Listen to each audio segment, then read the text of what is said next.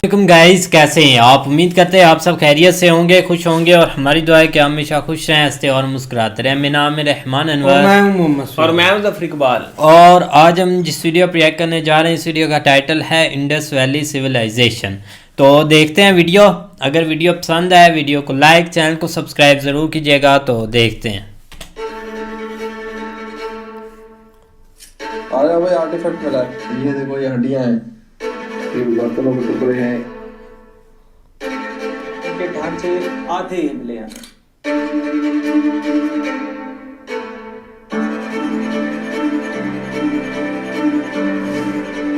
मरने के बाद ये बंदा उठेगा,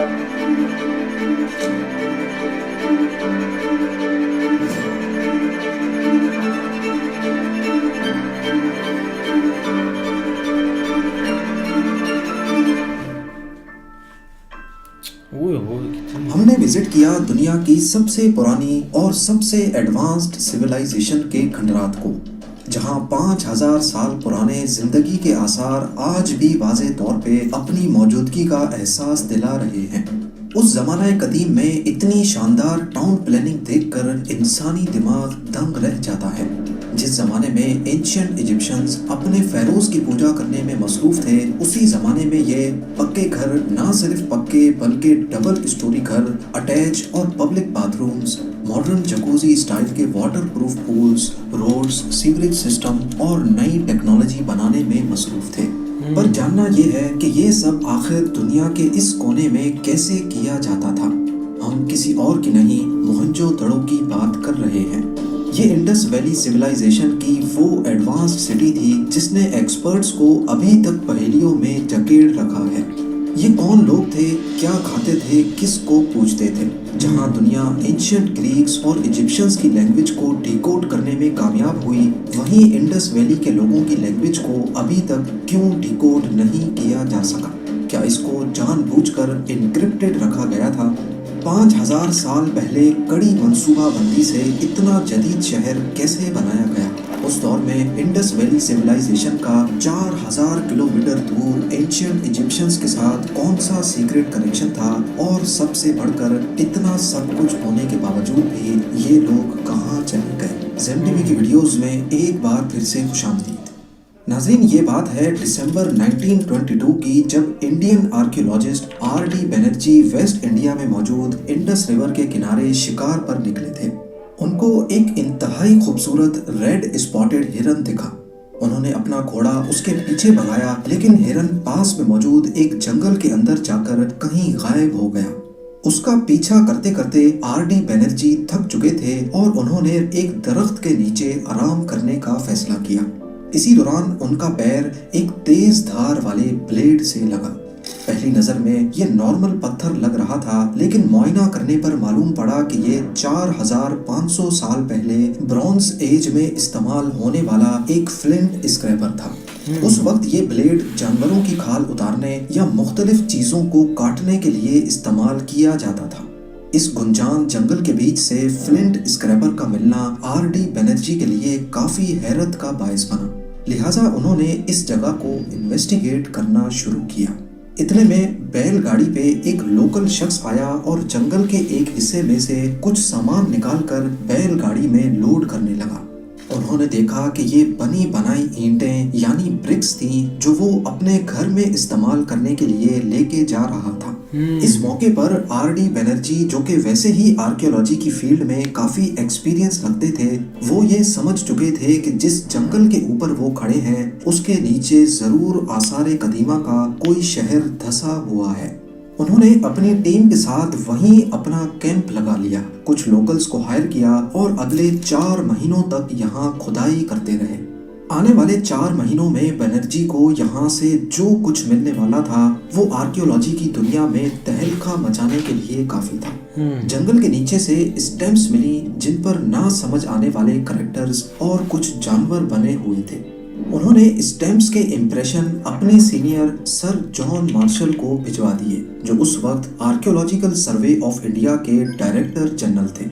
बेशक ये स्टैम्प्स हजारों सालों के बाद जमीन से निकाली गई थीं, लेकिन सर जॉन मार्शल इनके इम्प्रेशंस पहले भी कहीं देख चुके थे। जी हाँ, आर.डी. बनर्जी जिस जगह पर मौजूद थे वो मोहनजोदड़ो था, जबकि 2 साल पहले यहाँ से 600 किलोमीटर नॉर्थ में हड़प्पा से ऐसी ही हूबहू stamps Indian archaeologist Dayaram Sahni को भी मिली थी। ये एविडेंस इस बात को साबित करने के लिए काफी था कि मोहनजोदड़ो और हड़प्पा में रहने वाले लोग एक ही सिविलाइजेशन के 2 अलग अलग शहरों में बसते थे। शुरुआत में इसको हड़प्पन सिविलाइजेशन का नाम दिया गया, लेकिन वक्त के साथ साथ आर्कियोलॉजिस्ट को इस सिविलाइजेशन के दूसरे छोटे बड़े गांव मिलना शुरू हुए। इनमें से ज्यादातर इंडस रिवर के किनारे पाए गए। यही वजह थी कि बाद में इसको इंडस वैली सिविलाइजेशन का नाम दिया जाने लगा। लेकिन इंडस सिविलाइजेशन सिर्फ इंडस वैली तक ही महदूद नहीं थी। बलूचिस्तान में मकरान के कोस्ट से लेकर ईस्टर्न अफगानिस्तान, यमुना रिवर और गुजरात से लेकर नॉर्थ पाकिस्तान में भी इंडस सिविलाइजेशन के निशानात पाए गए हैं। कुल मिलाकर इस पूरे एरिया में इंडस सिविलाइजेशन की 1400 से ज्यादा छोटी बड़ी सिटीज मिल चुकी हैं। लेकिन चंद माहिरीन के मुताबिक ये नंबर 3771 तक जाता है। यानी इंडस सिविलाइजेशन ईस्ट से वेस्ट 1600 किलोमीटर तक और नॉर्थ से साउथ 1100 किलोमीटर तक फैली हुई थी। इस पूरे ऑक्यूपाइड एरिया का अगर उस वक्त की इजिप्शियन और मेसोपोटामियन सिविलाइजेशन से कंपैरिजन किया जाए तो इंडस सिविलाइजेशन इन दोनों के कंबाइंड एरिया से भी ज्यादा बड़े एरिया पर फैली थी। एक रफ एस्टिमेट के मुताबिक इस पूरी सिविलाइजेशन में 50 लाख लोग बसते थे। मोहनजोदड़ो ना सिर्फ इंडस वैली सिविलाइजेशन की सबसे बड़ी सिटी थी, बल्कि दुनिया में सबसे पहले बनाई जाने वाली एडवांस्ड सिटीज में भी ये पहले नंबर पर आती है। इसको ये नाम यहाँ के लोकल लोगों ने दिया है। सिंधी लैंग्वेज में टीले को कहते हैं दड़ो और मोहन का मतलब है मरे हुए, यानी मरे हुओं का टीला। 1925 से लेकर 1964 तक यहाँ एक्सकवेशंस का काम चलता रहा। 633 एकड़ पे फैले मोहनजोदड़ो के सिर्फ 10% एरिया को एक्सकवेट किया गया है और सिर्फ इसी में ही जो कुछ बाहर आया वो इस शहर में रहने वालों की सोच और रहन सहन की एक क्लियर पिक्चर जाहिर करता है। 5000 साल पहले इन्होंने अपने लिए एक प्लान्ड सिटी बनाई थी। एक तयशुदा मंसूबे के मुताबिक सड़कें और गलियां बिछाई गई जो एग्जैक्टली नॉर्थ से साउथ को जाती हैं, और जो सड़कें क्रॉस में बनाई गई वो इनके ठीक 90 डिग्रीज में बनी हैं। मोहनजोदड़ो की पूरी सिटी अलग अलग हिस्सों में बटी हुई देखी गई। एक अपर सिटी है जिसको सिटाडेल कहा जाता है। ये लोअर टाउन से मुख्तलिफ है, जिसमें सारी इम्पोर्टेंट बिल्डिंग्स मौजूद हैं। जैसा कि आजकल की मॉडर्न सिटीज में गवर्नमेंट ऑफिसेज के लिए अलग एरियाज होता है। इसमें शामिल है एक कॉलेज जहां लोगों को एजुकेशन दी जाती थी, एक ग्रेनरी यानी अनाज का गोडाउन, इसमें हवा के गुजर के लिए रोशनदान भी मौजूद थे और लोडिंग अनलोडिंग के लिए एक प्लेटफॉर्म भी। ग्रेनरी को देखकर ये अंदाजा होता है कि यहाँ की गवर्नमेंट अपने लोगों के लिए कितनी फिक्र करती थी। सैलाब या मुश्किल हालात में ग्रेनरी में स्टोर किया हुआ अनाज लोगों में बांटा जाता था। इसके बाद आता है ग्रेट बाथ, जो 2.5 मीटर गहरा पानी का तालाब है और इसकी दोनों साइड्स पे उतरने के लिए सीढ़ियां भी बनाई गई थी। याद रहे कि मोहनजोदड़ो का ग्रेट बाथ दुनिया में अपनी नौयत का सबसे पुराना बाथ है। 12 मीटर लंबे और 7 मीटर चौड़े इस बाथ में 2,10,000 लीटर पानी भरा जा सकता था। ये इतना ही पानी है जितना आजकल छत पे लगे 30 वाटर टैंक्स को मिला लिया जाए। पर इतना ज्यादा पानी का वजन 5000 साल पुरानी दीवारें कैसे झेलती थी? खुदाई के दौरान मालूम पड़ा कि ग्रेट बाथ की दीवारों को जिप्सम और बिटुमेन यानी डांबर से वाटर टाइट किया गया था। जिप्सम जो कि प्लास्टर के तौर पे इस्तेमाल किया गया और बिटुमेन एक वाटर प्रूफ हाइड्रोकार्बन है जो आजकल भी वाटर प्रूफिंग के तौर पे इस्तेमाल होता है। ग्रेट बाथ के चारों तरफ कुछ पिलर्स देखे जा सकते हैं। ऐसा माना जाता है कि ये पूरा तालाब एक बड़ी छत के नीचे था, जिस तरह आजकल के कवर्ड पूल्स होते हैं। इसमें पानी भरने के लिए साथ ही एक बड़ा कुआं भी मौजूद है और पूल से पानी निकालने के लिए भी एक खास सिस्टम डिजाइन किया गया था। ये बड़ी बांध के बॉटम पे आप ये सुराख देख सकते हैं जो कि एक बड़े नाले में निकलता है और यहाँ से पानी होता हुआ शहर से बाहर दरिया की ओर निकाल दिया जाता था। इस ग्रेट बाथ का असल मकसद क्या था ये अभी तक सही से वाज़ेह नहीं, लेकिन माहिरीन का कहना है कि यहाँ रिलीजियस एक्टिविटी होती थी। सिटाडेल यानी किले में और भी काफी बिल्डिंग्स हैं, लेकिन एक ऐसी है जो इन सबसे अलग है। इसको पूरी तरह से एक्सकवेट नहीं किया गया, लेकिन ये मिस्टीरियस बिल्डिंग 4800 स्क्वायर फुट के एरिया पर फैली हुई है, जिसमें 20 बड़े बड़े पिलर्स खड़े हैं। असल में ये कोई बड़ा असेंबली हॉल था जिसमें यहाँ के ऑफिशियल्स इकट्ठे होते थे, या फिर कोई सेरेमोनियल हॉल जहाँ छोटे बड़े फंक्शंस किए जाते थे। मोहनजोदड़ो में हमने एक बड़ी इंटरेस्टिंग चीज नोटिस की कि यहाँ जितने भी स्ट्रक्चर्स, बल्कि पूरा शहर ही एक उठे हुए प्लेटफॉर्म पे बना हुआ है। ऐसा नॉर्मली सिर्फ तभी किया जाता है जब घरों को बारिश के पानी या फिर सैलाब से महफूज रखना हो। आज भी मोहनजोदड़ो सिंध के जिस हिस्से में मौजूद है, यहाँ हर दूसरे साल बारिशों की वजह से पूरे गांव सैलाब की जद में आ जाते हैं। इसका मतलब ये हुआ कि ये कोई इत्तेफाक नहीं, बल्कि 5000 साल पहले सैलाब को नजर में रखते हुए पूरे शहर को ही उठे हुए प्लेटफॉर्म्स पे एक खास प्लान के तहत बनाया गया था। लेकिन पूरे शहर को प्लेटफॉर्म पे बनाने का मकसद सिर्फ बारिश के पानी से ही बचना नहीं था, बल्कि मोहनजोदड़ो के लोग एक नया सिस्टम इजाद कर चुके थे जो इससे पहले दुनिया में कहीं नहीं देखा गया। जी हाँ, पूरी सिटी में शानदार ड्रेनेज सिस्टम इंस्टॉल किया गया था। शहर की हर बिल्डिंग और छोटे से छोटा घर भी इस ड्रेनेज सिस्टम के साथ कनेक्टेड था। उस दौर में वो लोग ये जान चुके थे कि ड्रेनेज के पानी को शहर से बाहर निकालने के लिए पूरे शहर का उठे हुए प्लेटफॉर्म्स पे बनना बहुत जरूरी है। ये सीवरेज सिस्टम कोई मामूली नहीं था, बल्कि हर थोड़े फासले के बाद इसमें मैन होल्स रखे गए थे ताकि ब्लॉक होने की सूरत में कचरा साफ किया जा सके। इसके अलावा सीवरेज सिस्टम को लाइमस्टोन के पत्थरों से ढका गया था। ये ना सिर्फ किसी हादसे से बचने के लिए, बल्कि लाइमस्टोन की खासियत है कि वो बदबू को अपने अंदर एब्जॉर्ब कर लेता है। इससे आप अच्छी तरह अंदाजा लगा सकते हैं कि यहाँ के लोग सफाई को लेकर कितने सीरियस थे। उस वक्त एंशिएंट इजिप्शियंस और मेसोपोटामियंस के पास भी ऐसा ड्रेनेज सिस्टम नहीं था और ना ही ऐसे रोड्स। इवन आजकल भी इंडिया और पाकिस्तान के काफी देहातों में इस तरह का सीवरेज सिस्टम नहीं पाया जाता। मोहनजोदड़ो में सिर्फ 10% एक्सकवेशंस में ही 700 वेल्स मिली हैं, 700 कुएं। हालांकि पहले तो इंडस रिवर में पानी काफी ज्यादा था जो बिल्कुल इसके बराबर से गुजरती थी, लेकिन फिर भी यहाँ जगह जगह पर कुएं देखे जा सकते हैं। पब्लिक के लिए बड़े कुएं थे, जबकि कई घरों में भी छोटे छोटे कुएं मौजूद थे। किले से हटकर लोअर टाउन में ज्यादातर सिर्फ घर, मार्केट्स और इंडस्ट्रियल जोन बना हुआ था। खास तौर पर किले के ईस्ट में वाक़े इस एरिया में यहाँ के बिजनेसमैन या फिर ज्यादा मालदार लोग रहते थे। यहाँ सिर्फ घर ही नहीं बल्कि डबल स्टोरी घर भी बने थे, जिनके बरामदे से चौड़ी सीढ़ियाँ ऊपर वाले फ्लोर्स पे जाती हैं। इनकी छत जिन पिलर्स पर खड़ी थी वो निशानात आज तक वाज़ेह हैं। यहाँ के कुएं 10 फुट तक उठे हुए जो खास फर्स्ट फ्लोर पर रहने वालों के लिए बनाए गए थे। यहाँ मार्केट्स में हमें एक शॉप के अंदर बड़ा सा तंदूर भी दिखा जहाँ रोटियां पकाई जाती थी। इसके सामने एक बड़ी सी खिड़की ये इशारा देती है कि शायद यहाँ लोग लाइन बनाकर खड़े होकर अपनी बारी का इंतजार करते थे। मार्केट में एक दुकान ऐसी भी थी जिसके अंदर टेक अवे विंडो मौजूद थी, जैसा कि आजकल के मॉडर्न फास्ट फूड रेस्टोरेंट्स में होती है। एलीट क्लास के इस एरिया में एक घर की दीवार दूसरों से काफी मुख्तलिफ है।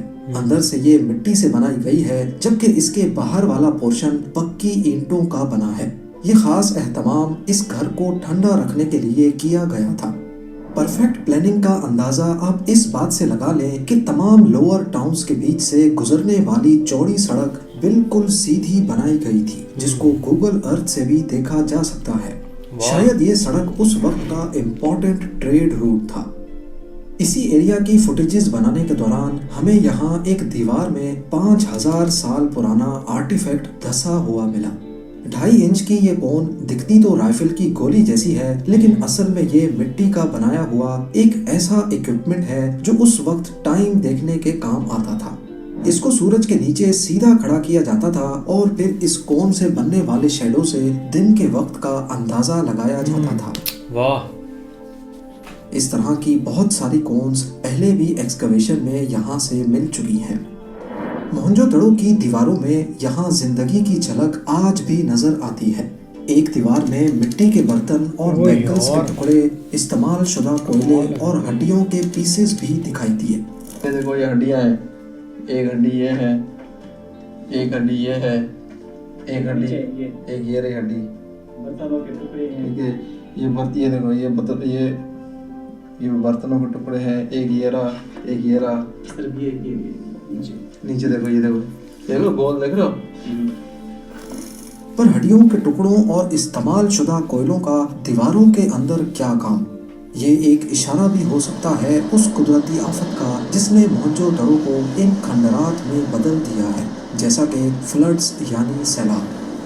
हड्डियों की बात हो ही रही है तो आपको बताते चले कि यहाँ से टोटल 37 ढांचे मिल चुके हैं, जिनमें से 14 ढांचे एक ऐसे कमरे से मिले जिसको रूम नंबर 74 कहा जाता है, या फिर आसान लफ्जों में स्केलेटन रूम। इसी स्केलेटन रूम में से 14 ढांचे निकाले गए, लेकिन ये ढांचे पूरे नहीं थे, यानी किसी का निचला हिस्सा नहीं था तो किसी का सर नहीं था। उनके ढांचे आधे ही मिले हमें, कुछ यहाँ तक मिले, नीचे का हिस्सा टांगे वगैरह नहीं मिले। कुछ की गर्दनें वहाँ पे पड़ी हैं, बाकी ढांचा मिला है। कुछ की जो है ये जो है क्या कहते हैं, बाजू कटे हुए मिले, कुछ जख्मी मिले हुए हैं। मतलब they are totally injured and beheaded and wounded badly। इस मंजर की ब्लैक एंड व्हाइट फोटो आज भी म्यूजियम में पड़ी है, पर सवाल ये है कि सिर्फ एक ही रूम में इतनी लाशें क्यों रखी गई थी? क्या ये लोग दब कर मर गए या फिर मरने के बाद इनको यहाँ लाकर किसी ने रखा था? इस बारे में कुछ भी कहा नहीं जा सकता। इस एरिया में घरों के दरमियान गुजरने वाली एक गली है जिसको डेड मैन लेन का नाम दिया गया है, क्योंकि यहाँ से भी एक बिना सर के ढांचा मिला था। HR एरिया के बराबर में VS एरिया है, जहाँ एक अनोखा कमरा मौजूद है। इसी कमरे की जमीन पर ईंटों से गोल गोल होल्डर्स बने हैं और इसी कमरे में एक कुआं भी मौजूद है। ऐसा मालूम होता है कि इन होल्डर्स में कोई बर्तन या बड़ी कढ़ाई रखी जाती थी। कमरे में एक ड्रेन होल भी देखा जा सकता है। अमेरिकन आर्कियोलॉजिस्ट मार्क कैनोअर का मानना है कि ये कोई रेस्टोरेंट भी हो सकता है, लेकिन ज्यादा चांसेस हैं कि ये कपड़ा डाई करने वाले की वर्कशॉप थी। कपड़ा डाई करने के प्रोसेस में गर्म पानी के अंदर रंग और कपड़े को डाला जाता है। उबलते हुए पानी के प्रेशर से रंग आसानी से कपड़े के अंदर अंदर तक चढ़ जाता है। आपको ये जानकर हैरत होगी कि आज भी सिंधी अजरक इसी प्रोसेस के थ्रू बनाई जाती है, जिसकी कड़ियाँ 5000 साल पहले मोहनजोदड़ो से ही मिलती हैं। 1925 में यहाँ से मिलने वाले प्रीस्ट किंग के स्कल्पचर को भी कंधे पर एक अजरक जैसी शॉल पहनी हुई है। पर क्या ये प्रीस्ट किंग वाकई मोहनजोदड़ो का रूलर या बादशाह था? मोहनजोदड़ो से मिलने वाले स्कल्पचर को देखा जाए तो इसमें एक शख्स की साफ सुथरी दाढ़ी है। इसने सर पर बैंड पहन रखा है, बालों पर कंघी, बाजू पर पत्थर, कांधे पर प्रिंटेड शॉल रखी है और इसकी आंखें बंद पड़ी हैं। इसका ये होलिया देखकर किसी ने कहा ये प्रीस्ट यानी पुजारी लगता है जो पूजा करने में मसरूफ है, लेकिन कुछ लोगों का ख्याल था कि ये यहाँ का किंग लगता है। इन दोनों ओपिनियंस को मिक्सअप करके इसका नाम प्रीस्ट किंग ही पड़ गया। असल में ये इतना बड़ा नहीं, सिर्फ 6 इंच का छोटा स्कल्पचर था और इसका निचला हिस्सा आज तक मिसिंग है। इसी तरह मोहनजोदड़ो का शोहरत पाने वाला दूसरा स्कल्पचर इस डांसिंग गर्ल का है। इसको देखकर ऐसा मालूम होता है कि ये डांस करने की पोजीशन में है। एक्सकवेशन के बाद ये दोनों स्कल्पचर्स काफी अरसे तक आर्कियोलॉजिकल सर्वे ऑफ इंडिया के हेडक्वार्टर्स न्यू दिल्ली में पड़े रहे। लेकिन फिर 1970s में पाकिस्तान के प्रेसिडेंट जुल्फिकार अली भुट्टो ने Indian prime minister Indira Gandhi से रिक्वेस्ट की कि ये दोनों स्कल्पचर्स पाकिस्तान को वापस किए जाएं। इंदिरा गांधी ने भुट्टो को कहा कि ये डांसिंग गर्ल तो हम नहीं दे सकते, पर आप इस मौलवी साहब को ले जा सकते हैं। उस दिन के बाद से इसकी कॉपी कराची म्यूजियम में पड़ी है, जबकि ओरिजिनल स्कल्पचर खराब ना हो इसी वजह से उसको प्रिजर्व करके कहीं छुपा कर रखा है। मोहनजोदड़ो और इंडस वैली के लोग काफ़ी टैलेंटेड यानी हुनरमंद थे। इन्होंने टेक्नोलॉजी अपनाई नहीं बल्कि इजाद की थी। इनका मेन इनकम सोर्स एग्रीकल्चर था। इंडस रिवर के बहाव की वजह से यहाँ की ज़मीन काफ़ी जरखेज़ थी। ये लोग वीट, बार्ले यानी गेहूं और जौ के साथ साथ केला, खरबूज और मटर की फसलें भी लगाते थे। पर इनकी सबसे बड़ी कामयाबी कपास की खेती थी। यहाँ तक कि उस वक्त इजिप्ट और मेसोपोटामियन सिविलाइजेशन में भी कपास का कॉन्सेप्ट नहीं था। इंडस वैली में कपास की प्रोडक्शन मोहनजोदड़ो से भी 2000 साल पहले यानी आज से 7000 साल पहले की गई थी। कपड़े के असल टुकड़े चांदी के गुलदान और तांबे की चीजों के ढक्कन से जुड़े हुए पाए गए। इनके टैलेंट का अंदाजा यहाँ इस्तेमाल होने वाली ईंटों से भी लगाया जा सकता है। उस ज़माना कदीम में उन्होंने एक ही साइज की ईंटें बनाई थी। पहले ये लोग ईंटों को सूरज की गरमाइश में पकाते थे, लेकिन बाद में इन्होंने भट्टी में ईंटें पकाने की टेक्नोलॉजी इजाद की। पर सवाल ये है कि इतनी ज्यादा ईंटें पकाने के लिए ये लकड़ी कहाँ से लाते थे। मोहनजोदड़ो का एरिया तो खुश्क साल लगता है, पर ये हमेशा ऐसे नहीं था। पहले ये पूरा एरिया घने जंगलात से भरा होता था और बीच में इन्होंने अपना शहर बसाया हुआ था, और ये जंगल ही था जो इनको सैकड़ों टन जलाने के लिए लकड़ी फराहम करता था। इन सब चीज़ों के साथ साथ यहाँ से मिलने वाले आर्टिफैक्ट्स भी इस सिविलाइजेशन की हुनरमंदी का सबूत देते हैं। ब्रॉन्ज से बनाया गया मिरर और लकड़ी से बनी कंघी, मिट्टी और ब्रोंज से बनी ज्वेलरी, तांबे से बनी कुल्हाड़ी, मछली पकड़ने का कांटा, कपड़ा सीने की सुई, सुरमादानी, मसाला पीसने के लिए पत्थर, पेंटेड पॉट्स, बाथ टब, तरह तरह के बच्चों के खिलौने जिसमें बॉल्स और लट्टू भी शामिल हैं, मुख्तलिफ सील्स जिससे ठप्पे लगाए जाते थे, और सबसे बढ़कर वेट स्टोन्स। इन वेट स्टोन्स की जब ठीक से जांच की गई तो मालूम पड़ा कि ये लोग मुख्तलिफ चीज़ों को तोल कर बेचा करते थे। इनका जो छोटे से छोटा वेट है उसका वजन आज एग्जैक्टली 0.856 ग्राम्स बनता है, और सबसे कॉमन वेट 13.7 ग्राम्स का। अगर सबसे छोटे वेट को 16 से मल्टीप्लाई किया जाए तो वो एग्जैक्टली 13.7 ग्राम्स ही बनता है। हैरानी की बात यह है कि पूरी इंडस सिविलाइजेशन में यही स्टैंडर्ड चलता था। जहां से भी ऐसे वेट्स मिले हैं उन सब का एक जितना ही वजन था।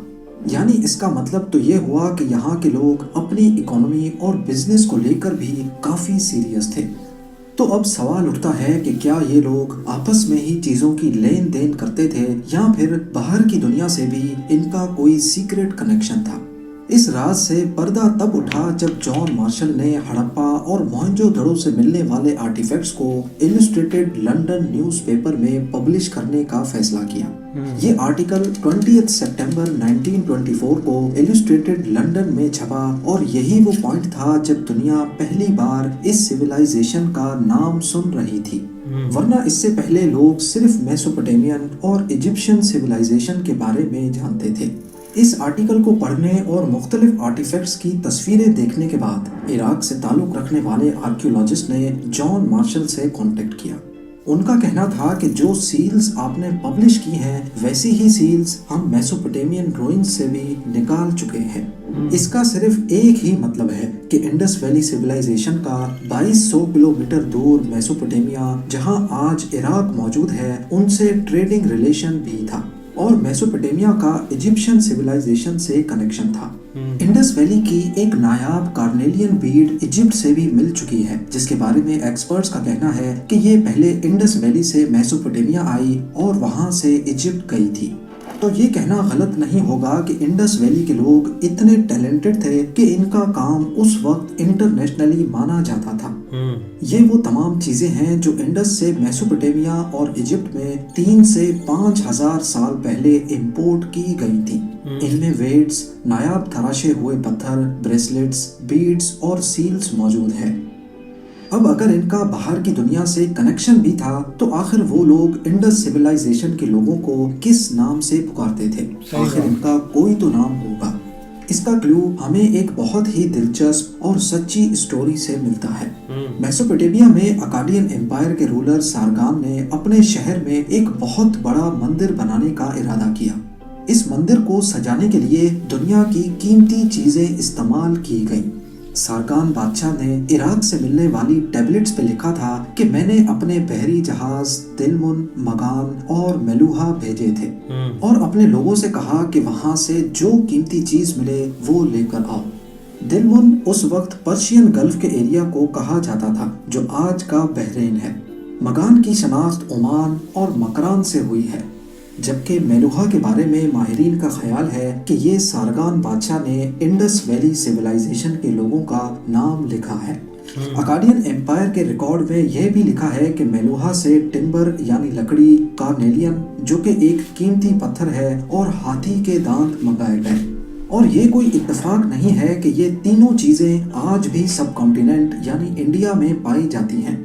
टिम्बर के बारे में तो सब जानते ही हैं। कार्नेलियन आज भी गुजरात से निकाला जाता है और हाथी के दांतों की बात की जाए तो इंडिया में एशियन एलिफेंट्स की 60% पॉपुलेशन आबाद है। मेसोपोटामिया यानी इराक जाने के लिए उस वक्त 2 रास्ते थे। एक जमीनी रास्ता था जो इंडस वैली से होता हुआ अफगानिस्तान, ईरान और इराक को जाता था और दूसरा रास्ता समंदरी था। इंडस रिवर के बहाव के साथ कश्तियों पे सामान लाद कर समंदर के जरिए पर्शियन गल्फ तक पहुंचाया जाता था। 5,000 साल पहले समंदर का लेवल काफी नीचे था। पर्शियन गल्फ जिसकी डेप्थ सिर्फ चंद मीटर ही है, ये पहले जमीन का हिस्सा हुआ करता था और इस पॉइंट पे जहां अभी दुबई का ईस्टर्न कोस्ट है, यहीं से मेसोपोटामिया की टेरिटरी शुरू हो जाती थी। यानी जिस पॉइंट पर इंडस रिवर समंदर में गिरती है वहां से इराक जो आज 2000 किलोमीटर बनता है, यही रास्ता पहले 1000 किलोमीटर लंबा होता था। मोहनजोदड़ो और इंडस सिविलाइजेशन की बहुत सारी चीजें तो हम जान चुके हैं, लेकिन कुछ चीजें अभी भी हम नहीं जान पाए, जिनमें सबसे ऊपर यहाँ बोली और लिखी जाने वाली लैंग्वेज है। इनकी लैंग्वेज को इंडस स्क्रिप्ट कहा जाता है। जिस तरह इंग्लिश के 26 अल्फाबेट्स हैं, हिंदी के 46 और उर्दू के 39। इन हर एक अल्फाबेट की अपनी ही यूनिक साउंड है। इसी तरह इंडस स्क्रिप्ट में अभी तक टोटल 419 अल्फाबेट्स या फिर फिगर्स रिकॉर्ड की गई हैं। अभी तक कई अटेम्प्ट्स किए जा चुके हैं, लेकिन इंडस स्क्रिप्ट ताहाल अभी तक डिकोड नहीं हो पाई। हम इस स्क्रिप्ट के बारे में सिर्फ इतना जानते हैं कि ये राइट से लेफ्ट लिखी जाती थी, और वो भी ऐसे मालूम पड़ा क्योंकि कुछ टैबलेट्स में जब लेफ्ट साइड पे जगह कम पड़ रही थी तो लिखने वाले ने कैरेक्टर्स को छोटा करके फिट कर दिया। इंडस स्क्रिप्ट की कॉम्प्लेक्सिटी देखकर कई एक्सपर्ट्स का ख्याल है कि ये एक इनक्रिप्टेड लैंग्वेज थी और शायद ऐसा जानबूझकर किया गया था ताकि इसके बारे में कोई जान ना पाए। और अब हम जानते हैं एक ऐसी चीज के बारे में जो मोहनजोदड़ो में मौजूद तो है, लेकिन असल में ये उन्होंने बनाई नहीं थी।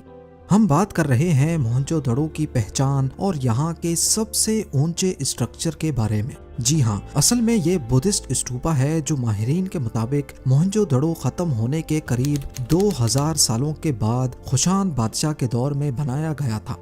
स्तूपा की खास बात यह है कि इसके अंदर एक पॉट रखा जाता था जिसमें बुद्धा की एशेज होती थी। बुद्धा एक बुद्धिस्ट धर्म के रिलीजियस टीचर थे और उन्होंने अपनी सारी जिंदगी सादगी से गुजारी। जब वो मर गए तो उनकी बॉडी को लेकर उनके फॉलोअर्स में ही एक बवाल मच गया। हर कोई उनकी बॉडी के लिए लड़ने झगड़ने लगा। आखिरकार फैसला ये हुआ कि बुद्धा की बॉडी को जलाकर उनकी एशेज को उनके फॉलोअर्स के बीच बांट दिया जाएगा। पॉट में बुद्धा की एशेज लिए उनके फॉलोअर्स को जहां भी ऊंचा टीला नजर आया वहां उन्होंने एक गुंबद बनाया, उसमें बुद्धा की एशेज रखी और चारों तरफ कमरे बनाकर वहां पूजा स्टार्ट कर दी। लेकिन मोहनजोदड़ो की डिस्कवरी से पहले ही आसपास रहने वाले लोग खजाने की तलाश में स्टूपा के अंदर गए और इस पॉट को तोड़ दिया, जिसके टुकड़े 1925 में एक्सकवेशंस के दौरान मिले थे। अभी तक हमने मोहनजोदड़ो की डिस्कवरी के बारे में जाना, इनकी शानदार टाउन प्लानिंग, मुख्तलिफ आर्टिफैक्ट्स, टेक्नोलॉजी, लैंग्वेज, स्टूपा की हकीकत और इंडस सिविलाइजेशन का बाहर की दुनिया से ताल्लुक के बारे में जाना। लेकिन आखिर इतनी एडवांस्ड सिविलाइजेशन ये सब कुछ छोड़ छाड़ कर चली कहाँ गई? ये एक आखिरी सवाल है जो हर किसी के जहन में आता है। देखा जाए तो मोहनजोदड़ो से सिर्फ गिने चुने स्केलेटन्स ही मिले हैं, यानी ये जगह अचानक से खंडरात में नहीं बदली। मोहनजोदड़ो का टोटल एरिया 633 एकड़्स पर मबनी था और उसमें से सिर्फ 10% एरिया पर एक्सकवेशंस हुई हैं, यानी अभी तक 90% शहर जमीन के अंदर धंसा हुआ है। एक अंदाजे के मुताबिक इस शहर में 50,000 से 1 लाख लोग रहते थे। अगर यहाँ इतनी बड़ी पॉपुलेशन रहती थी तो हमला या कुदरती आफत की सूरत में यहाँ सिर्फ 37 नहीं बल्कि सैकड़ों ढांचे मिलते, लेकिन ऐसा नहीं हुआ। इससे जाहिर होता है कि ये जगह आहिस्ता आहिस्ता खाली हुई है। मुख्तलिफ प्रॉब्लम्स की वजह से ये जगह उनको छोड़नी पड़ी। सैलाब की वजह से एग्रीकल्चर का तबाह होना, इंडस रिवर में पानी का कम होना और बाहर से आने वाले लोगों का हमला करना। एक्सपर्ट्स का ख्याल है कि यही वो वजूहात थीं जिनकी वजह से मोहनजोदड़ो के लोग अपने शहर को छोड़ गए। ऐसा मालूम होता है कि ये लोग यहाँ से किसी और जगह पर नहीं गए बल्कि पूरे सिंध में डिवाइड हो गए और आहिस्ता आहिस्ता अपनी असल शनाख्त ही भूल गए। इसका जीता जागता सबूत इंडस सिविलाइजेशन का कल्चर और आजकल के लोकल कल्चर का आपस में मैच होना है। यहाँ की खूबसूरत पॉटरी, जिसको हाला हैंडीक्राफ्ट भी कहा जाता है, उसकी जड़ें भी 5000 साल पहले इंडस सिविलाइजेशन से ही मिलती हैं। यहाँ की ट्रेडिशनल अजरक आज भी सिंध में बनाई जाती है। कुल्हाड़ी का डिजाइन जो मोहनजोदड़ो से मिला, वैसा ही डिजाइन आज तक फॉलो किया जा रहा है। पर बहुत से ऐसे तौर तरीके भी हैं जो रिलीजियस वजूहात की वजह से आज फॉलो नहीं किए जाते, जैसा कि बरियल और खाना। मोहनजोदड़ो में मरने के बाद 3 तरीकों से बॉडी का बरियल किया जाता था। या तो उनको जला दिया जाता था, या फिर बॉडी के किसी एक हिस्से को दफनाया जाता था, और तीसरे तरीके में पूरी बॉडी को सजा धजा कर उसमें ज़रूरी सामान रख कर दफनाया जाता था। क्योंकि मोहनजोदड़ो के लोग लाइफ आफ्टर डेथ पर यकीन रखते थे, जैसा कि एंशिएंट इजिप्ट में होता था।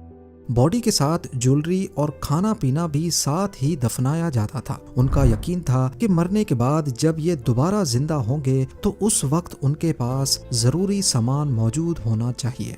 खाने की बात की जाए तो यहाँ के लोग अनाज के अलावा कछुआ और मगरमच्छ भी खाते थे। एक्सकवेशंस के दौरान कई जगह से ऐसे बर्तन मिले जिसमें कछुए के शेल्स मौजूद थे। रिसेंटली यहाँ पे काम हो रहा था 2022 में 23 में, तो काम करते करते रिपेयर का काम करते प्याला मिला, उसके अंदर सिक्के थे 2000 साल पुराने। अच्छा। उनका वजन था 5.5 किलो कॉपर के, वो कुशान बादशाहों के ज़माने के। आज पाकिस्तान गवर्नमेंट ने मोहनजोदड़ो पर मजीद एक्सकवेशंस पर पाबंदी लगा रखी है, क्योंकि जो स्ट्रक्चर्स पहले ज़मीन के अंदर महफूज थे उन पर आज आबो हवा बुरी तरह असर अंदाज हो रही है। अगर इसकी रिस्टोरेशन की तरफ तवज्जो ना दी गई तो अनकरीब हम इस कदीम जेवर को हमेशा हमेशा के लिए खो देंगे। उम्मीद है ज़ेम टीवी की ये वीडियो भी आप लोग भरपूर लाइक और शेयर करेंगे। आप लोगों के प्यार भरे कमेंट्स का बेहद शुक्रिया। मिलते हैं अगली शानदार वीडियो में। यार एक बहुत ज़्यादा इन्फॉर्मेशन है। सर ने एक स्पेशली वहाँ जाकर इस चीज़ को देखा है और जो भी एक उनको एक सबूत मिले हैं और जो भी चीज़ें मिली हैं ना, उन्होंने एक खोज का लेकर हमारे सामने एक इतनी ज़्यादा इन्फॉर्मेशन रखी है। अब देखें कि एक सबसे पहले जो एक ये चीज़ मिली है ना इंडस वैली, वो एक इंडियन जो है ना उनको ये चीज़ मिली है। मतलब कि वो जैसे वहाँ पर एक जंगल में गए हैं। अब देखें कि उन्होंने एक हिरन देखा है। हिरन देखने के साथ ही उनको ये चीज़ें पता चलने लग गई है। जाकर जब वो लेटे हैं और 7 पाँव के कोई चीज़ लगी है, उससे पता चला और वहाँ से सारी चीज़ें एक खुलते खुलते आज तो एक ऐसे लगता है कि जैसे भाई वो हमसे भी ज़्यादा एडवांस थे। अब इस तरह से हम कुछ भी चीज़ नहीं उनके आगे। यार वही ना कि हम जो एडवांस लेवल पर बोलते हैं हमने इतना एडवांस कर दिया इतना, लेकिन उनके ये इंडस वैली देख लें तो पता नहीं क्या क्या चीज़ यार देखने को मिल जाती है, और अभी तक खोज जारी है, क्या क्या मिल रहा है। अभी 10% हुई है भाई, ओए ओए ओए 10% हुई है तो लेकिन भाई, वो भी उन्होंने की है, अब किसने करनी? अब किसी ने करनी, सही बात नहीं है। अब होगी लेकिन उस हद तक नहीं, अभी लगे हुए होंगे ये बोल सकते नहीं हैं। काफ़ी चीज़ें भैया है एक, लेकिन इसका एक मतलब के तल्लक काफ़ी एक ना जुड़ता है आपकी हिस्ट्री को लेकर एक, क्योंकि पहले एक पाकिस्तान का कोई नामो निशान नहीं था, तो वो काफ़ी ना इंडस वैली ये इसमें काफ़ी ना चीज़ें आ जाती है।